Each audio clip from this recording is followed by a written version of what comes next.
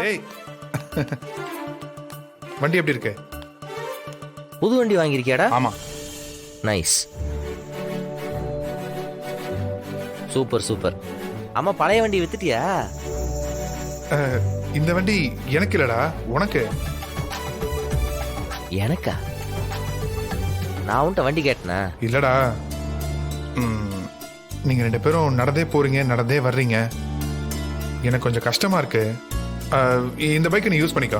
தங்களுடைய அன்புக்கு நன்றி. ஸோ அன்பு மட்டும் போதும், வண்டியெல்லாம் வேண்டாம். உங்களுக்கு தேவையில்லாம இருக்கலாம். என் தங்கச்சி உங்க கூட சேர்ந்து ஏன் கஷ்டப்படணும்? இதை வாங்கிக்கோங்க.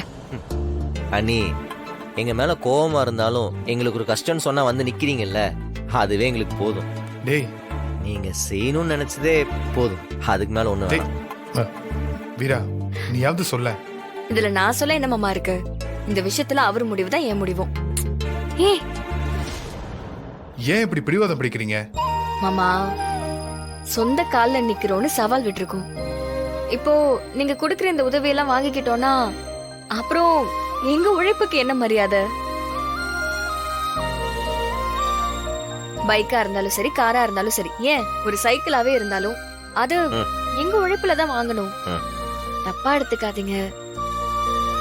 நீங்க செய்யணும்னு நினைச்சீங்கல்ல, அதுவே போதும்.